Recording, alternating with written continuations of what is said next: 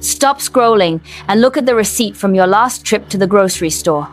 I want you to really look at the total. Now ask yourself, did you buy anything extravagant? Did you fill the cart with luxuries? Or did you just pay a luxury tax on basic survival? There is a very specific, very intentional type of gaslighting happening right now. You turn on the news, and the headlines are celebrating. They tell you inflation is cooling down. They shout that the stock market is smashing all-time highs. They show you charts with green arrows pointing up, insisting the economy is booming. But then you turn off the TV, look at your bank account, and you feel poorer than you did 5 years ago. You feel like you are working harder, running faster, and yet falling further behind. If you feel like there is a disconnect between the economy on the screen and the reality in your wallet, you are living through what economists and sociologists are starting to call the silent depression. See, a recession is loud. A recession is a car crash visible, noisy, and undeniable. In a recession, business is close, unemployment skyrockets, and the GDP tanks. Everyone agrees things are bad, but a silent depression is different. It's a slow leak in the tire. In a silent depression, you keep your job. You might even get a small raise. The GDP numbers look great on paper, but the cost of being alive rises faster than the value of your labor. The benchmark for making it used to be a salary of $100,000 a year in the US, or crossing that double-digit lakh threshold in India. 5 years ago, that was a ticket to freedom. Today, that isn't wealth. It is the bare minimum for stability. If you feel like you are running on a treadmill that is slowly ramping up the speed while your legs are getting tired, this is why. It's not just you. It's the system. We need to talk about the elephant in the room that the financial news glosses over. Greedflation. This is the engine of the silent depression. During the pandemic, prices spiked because supply chains broke. Factories shut down, ships got stuck that made sense. Economics 101. But here is the data point that should make you angry. Those supply chains are fixed. Shipping costs have plummeted back to pre-pandemic levels. Energy prices have stabilized. Yet, prices at the shelf haven't budged. In fact, in many sectors, they kept climbing. Why? Because major corporations learned something terrifyingly simple during the crisis. They realized that you have no choice. They realized they could keep prices high, blame it on inflation, and pocket the difference. We are seeing record-breaking corporate profits in the same quarters that families are cutting back on milk and eggs. This isn't a conspiracy theory. It is public information found on their quarterly earnings calls.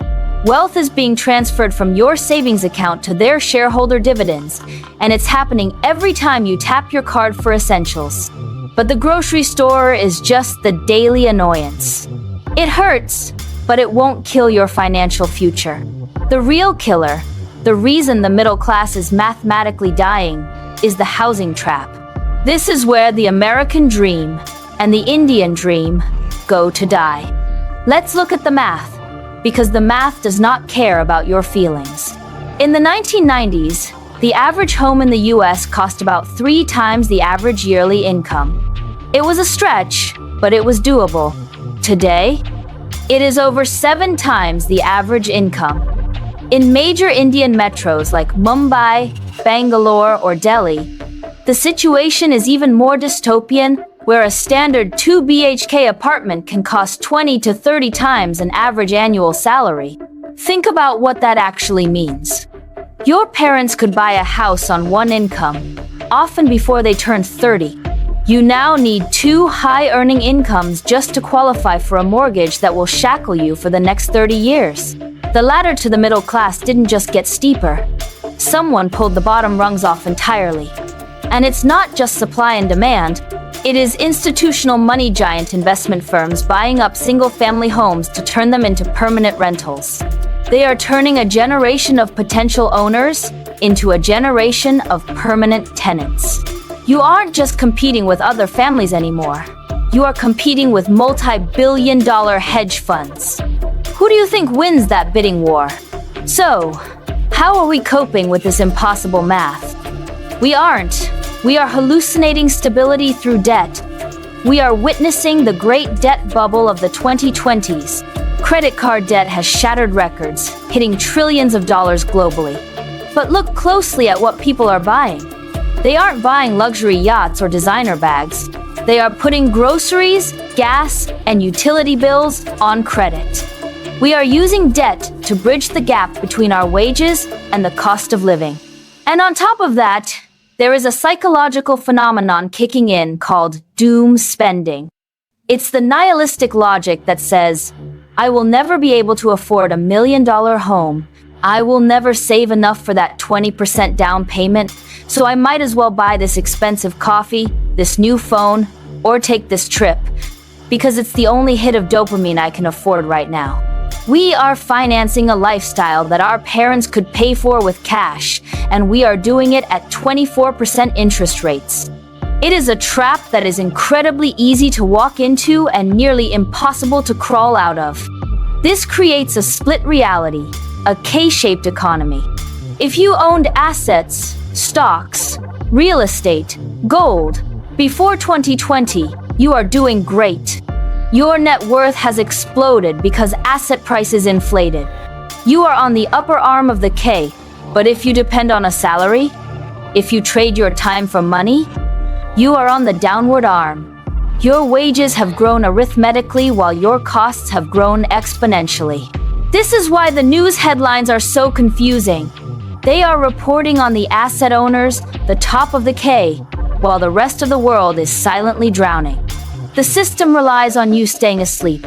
It relies on you thinking that this is a personal failure. It wants you to believe that if you just hustle harder, if you just get that side gig, if you just skip the avocado toast, you'll win. But you cannot budget your way out of a broken system. You cannot coupon your way out of a housing market that has been financialized by Wall Street.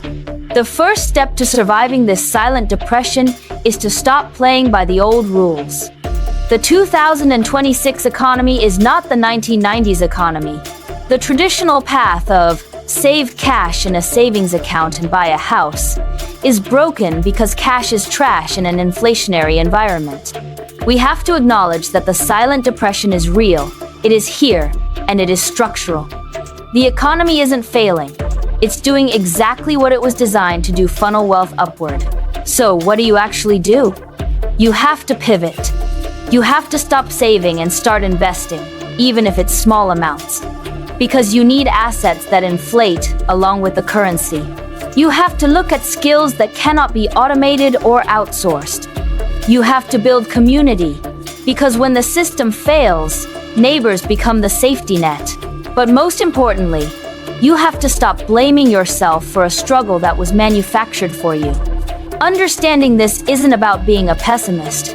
It's about waking up. It's about realizing that the game is rigged, so you can stop trying to win by the rules that no longer apply. The depression is silent only if we refuse to talk about it.